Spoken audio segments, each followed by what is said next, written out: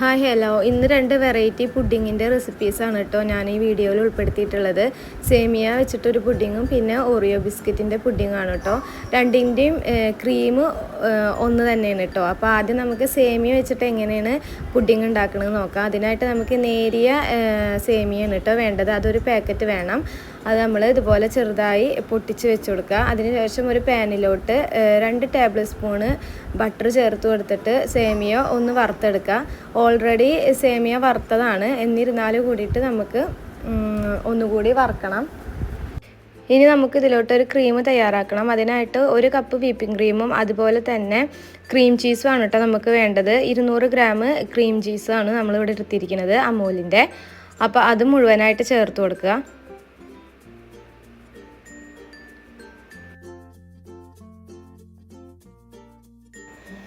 പിന്നീട് വേണ്ടത് കണ്ടൻസ്ഡ് മിൽക്കാണ്. അത് നമ്മുടെ ഇഷ്ടത്തിനനുസരിച്ച് ചേർത്ത് കൊടുക്കുക. ഞാനിപ്പോൾ ഇവിടെ 1/4 കപ്പോളം കണ്ടൻസ്ഡ് മിൽക്ക് ചേർത്ത് കൊടുക്കുന്നുണ്ട്. എന്നിട്ട് നന്നായി ബീറ്റ് ചെയ്തെടുക്കുക കേട്ടോ.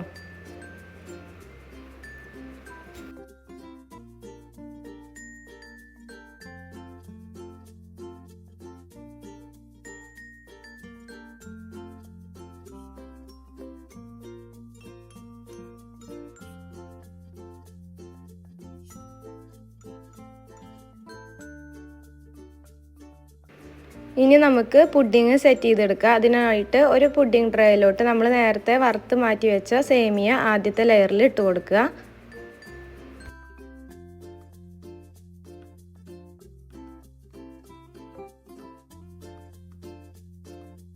പിന്നീട് നമ്മൾ നേരത്തെ തയ്യാറാക്കി വെച്ച ക്രീം ഇതിലോട്ട് ഇട്ട് കൊടുക്കുക. ഞാനിത് മുഴുവനായിട്ട് ചേർത്ത് കൊടുക്കണില്ല, കുറച്ച് ഓറിയോ പുഡിങ് ഉണ്ടാക്കാൻ വേണ്ടിയിട്ട് മാറ്റി വെക്കുന്നുണ്ട് കേട്ടോ.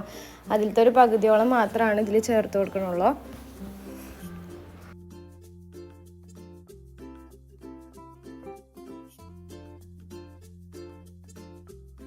പിന്നീട് വീണ്ടും വറുത്ത സേമിയ ഇട്ട് കൊടുക്കുക. മുഴുവനായിട്ട് ഇട്ട് കൊടുക്കണം കേട്ടോ. ക്രീമൊന്നും കാണാത്ത രീതിയിൽ തന്നെ സേമിയ ഇട്ട് കൊടുക്കുക.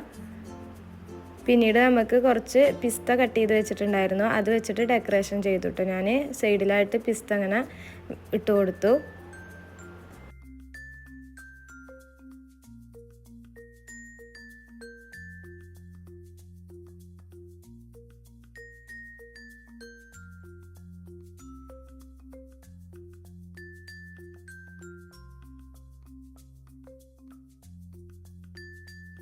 അതിനുശേഷം ലാസ്റ്റ് കുറച്ച് ഷുഗർ സിറപ്പ് കൂടി സേമിയയുടെ മുകളിലോട്ട് നമുക്ക് ഇങ്ങനെ ഒഴിച്ചു കൊടുക്കാം കേട്ടോ. ഇനി നമുക്കിത് ഫ്രിഡ്ജിലൊരു 5-6 മണിക്കൂർ സെറ്റ് ചെയ്ത് വെക്കാം. കണ്ടില്ലേ, 5-6 മണിക്കൂറിന് ശേഷം നമ്മുടെ പുഡിങ്ങൊക്കെ റെഡിയായി കിട്ടിയിട്ടുണ്ട്. നല്ല ടേസ്റ്റാണ് ഈ പുഡിങ് കഴിക്കാനായിട്ട്. പിന്നെ എളുപ്പമാണ് ഉണ്ടാക്കാനായിട്ട് കേട്ടോ. വീട്ടിൽ സേമിയ ഉള്ളവർക്ക് പെട്ടെന്ന് ഉണ്ടാക്കിയെടുക്കാൻ പറ്റുന്ന ഒരു പുഡിങ്ങിൻ്റെ റെസിപ്പിയാണിത്.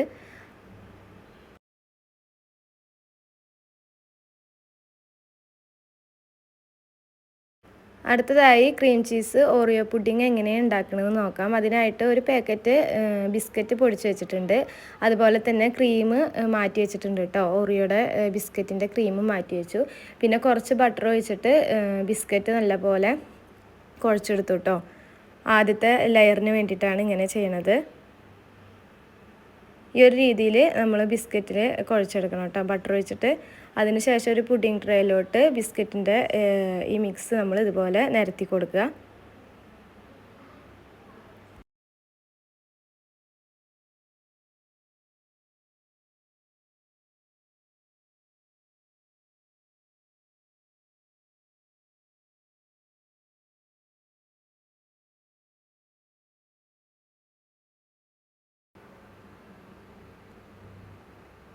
പിന്നീട് നമ്മൾ നേരത്തെ ക്രീം തയ്യാറാക്കിയിട്ടുണ്ടായിരുന്നല്ലോ, അതിലോട്ട് ഓറിയോ ബിസ്ക്കറ്റിൻ്റെ ക്രീം കൂടിയും ചേർത്തിട്ട് ഒന്ന് ബീറ്റ് ചെയ്തെടുക്കാം കേട്ടോ. അപ്പോൾ നമുക്ക് നല്ല പോലെ സ്റ്റിഫായി കിട്ടും. അതിനുശേഷം ഒരു 5-6 ബിസ്ക്കറ്റ് നമ്മളിതുപോലെ കട്ട് ചെയ്ത് മാറ്റി വെച്ചിട്ടുണ്ടായിരുന്നു കേട്ടോ. അത് നമ്മൾ ഇതിലോട്ട് ചേർത്ത് കൊടുക്കുക. ബിസ്ക്കറ്റിൻ്റെ അളവൊക്കെ നമ്മുടെ ഇഷ്ടത്തിനനുസരിച്ച് മാറ്റം വരുത്താം കേട്ടോ.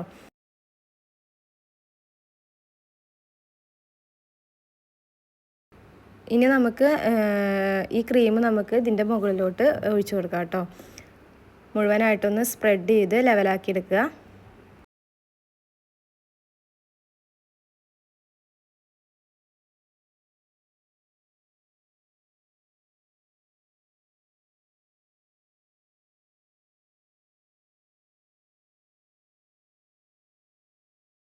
ഇനി നമുക്ക് ഇതിൻ്റെ മുകളിലോട്ട് വീണ്ടും ഓറിയോ ബിസ്ക്കറ്റ് പൊടിച്ചത് ഇട്ട് കൊടുക്കുക. ഇതൊരു 5-6 മണിക്കൂർ സെറ്റ് ചെയ്ത് വെക്കുക. ഒരു 4 മണിക്കൂർ ആകുമ്പോഴത്തേനും സെറ്റായി കിട്ടിയിട്ടുണ്ടായിരുന്നു കേട്ടോ നമുക്ക്.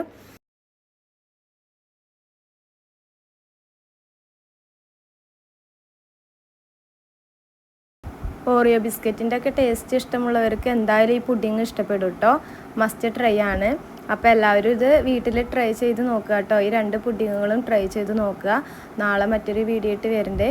പിന്നെ എൻ്റെ വീഡിയോസ് ആദ്യമായിട്ട് കാണുന്നവരാണെങ്കിൽ സബ്സ്ക്രൈബ് ചെയ്യാൻ മറക്കരുത്. അപ്പോൾ മറ്റൊരു വീഡിയോ ഇട്ട് വരണ്ടേ. Okay, by.